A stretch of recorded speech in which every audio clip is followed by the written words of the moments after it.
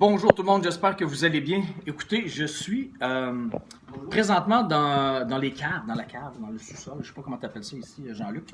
Mais je suis dans le sous-sol de ton théâtre. Le théâtre, le Mélo d'Amélie. C'est ça, je me trompe pas, je suis toujours mêlé. Le Mélo d'Amélie, en plein cœur de Paris, dans le 2e arrondissement, juste à côté de la rue Montorgueil, une de mes rues préférées à Paris. Et je suis ici avec Jean-Luc Lopez, parce que je l'ai vu la première fois de ma vie il y a à peu près 1 an.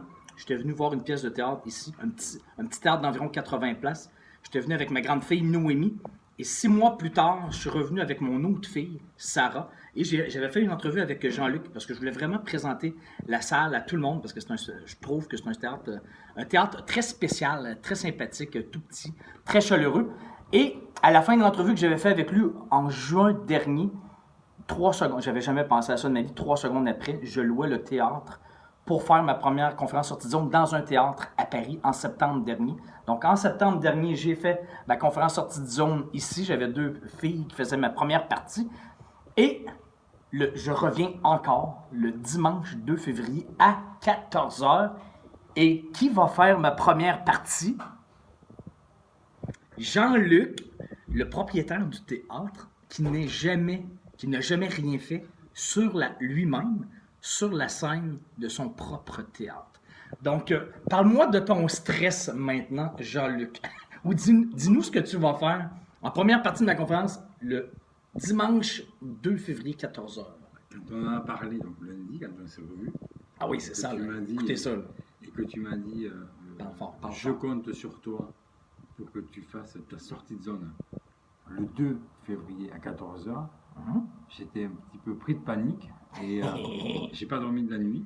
Et quand je me suis levé, j'ai dit si je vais le faire parce qu'il faut que je le fasse parce que vu les épreuves qu'on vit à Paris actuellement, donc avec les crises sociales, et bien les gilets jaunes, les grèves et les grèves, voilà, il faut se dépasser et ça me permettra de me dépasser et j'ai été préparer ma sortie de zone pour la première fois sur scène. Je suis monté sur ma scène pour pratiquer, pour préparer la conférence. Tu l'as fait quand? Aujourd'hui? Je l'ai fait jeudi. Jeudi, il vient de faire ça, là, il sent la pression. Là. Et quand toi au début, là, ça te stressait tellement. Écoutez, là, ça fait 13 ans qu'il est propriétaire du théâtre ici. Là. Et ça te stressait tellement que tu voulais inviter personne que tu connais. Et j'ai dit, il ne faut pas faire ça. Et j'ai une amie qui s'appelle, c'est Isabelle, une grande amie à moi, qui m'a. Je lui en avais parlé il y a 2 mois. Et mercredi, elle m'envoie... Il y a 2 jours, 3 jours. Mardi ou mercredi, elle m'envoie un message. Elle me dit, au fait, est-ce que tu fais toujours ton entrevue, ta conférence. Le 2 février, parce qu'on me propose une autre soirée, enfin un autre événement. Et si tu le fais, je viens avec toi. Enfin, je viens chez toi. Donc, tu as senti la pression encore. C'était un message de vie. Oui, je le fais. Donc, c'était une raison de plus de le faire. Donc là, tu es obligé. Il n'y a pas de hasard, voilà. Et là, tu vas inviter des gens que tu connais. Et je vais commencer, et je vais inviter donc des gens, et je vais... Ça, c'est difficile, je vous le dis, c'est très, très, très stressant. Je le comprends très bien. Je me dis qu'il faut le faire, et puis voilà, c'est un passage obligatoire. Et qu'est-ce que ça va créer après? Ça va créer beaucoup de fierté. Quand tu vas l'avoir fait, tu vas réaliser que tu n'es pas en train de mourir. Et puis surtout, ça va créer donc, le fait de vouloir finir mon livre. Ouais. Et de créer donc l'événement juste à côté, donc les conférences et faire ce que tu fais toi. Et ton livre, est-ce que je me trompe si je dis que le sujet c'est que tu vas célébrer les 40 ans de ton handicap? Exactement. Ça fait donc Jean-Luc, comment tu appelles ça, une paralysie? J'ai eu une rupture d'anévrisme à l'âge de 8 ans. À l'âge de 8 ans, et grâce à ça, évidemment, ça a changé ta vie. Oui. Toi, tu viens de Sud, tu es venu à Paris, maintenant tu es propriétaire d'un théâtre. Tu avais un gros obstacle là, à 8 ans. Et même familial. Et 40 ans plus tard, tu vas célébrer ton handicap. C'est rare. Moi, je connais pas beaucoup de gens qui célèbrent leur handicap, hein? Mais Jean-Luc va le faire, va écrire un livre là-dessus.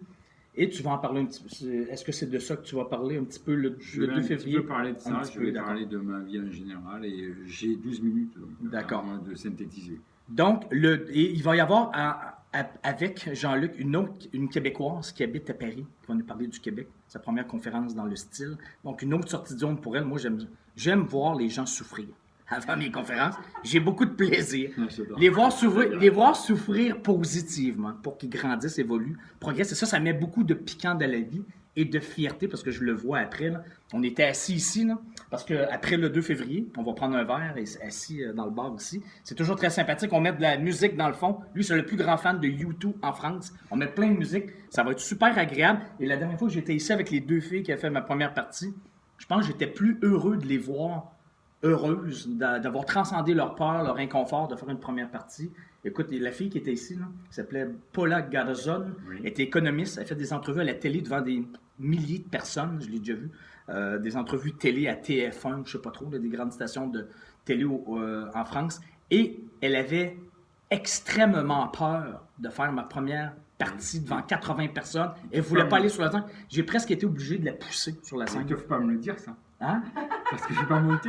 Non, mais tu vas y aller quand même. Tu vas y aller quand même parce que toi, tu es courageux. Et le courage, ce n'est pas l'absence de peur. C'est d'avoir très peur, mais d'avancer quand même.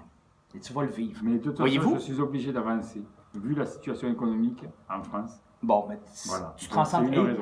Donne l'autre exemple. Tu m'as dit que tu as parlé dans la rue ici, Montorgueil.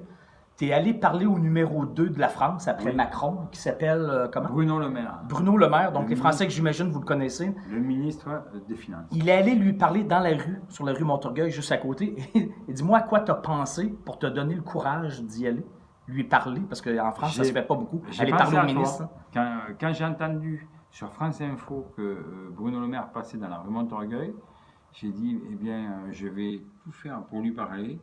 Et j'ai eu un déclic, j'ai pensé à toi, Daniel, et j'ai dit, il faut que je me dépasse, il me faut avoir le courage d'aller lui parler. C'est quelqu'un qui est comme moi, et comme n'importe qui. Et t'es pas mort, tu l'as fait. Je suis pas mort. Tu as passé à la télévision, il y avait 15 caméras de télé autour de lui. Tu m'as envoyé le truc. Oui. C'est trop drôle, je vais essayer de le mettre dans le lien en bas, là, vous irez voir ça, c'est trop drôle. Donc, pour aller, lui, il a parlé au numéro 2 de la France, après Macron. Grâce à la conférence sortie de zone. Après le Premier ministre. Pardon? Après le Premier ministre. Après le Premier ministre. C'est quand même quelque chose. Donc, venez le 2 février, dimanche 14h, au Mélo d'Amélie, sur la rue, au 4, c'est ça, 4 rue Marie-Stuart. Voilà. Danielblouin.com, 2e arrondissement. Ciao, bye! Salut, à bientôt!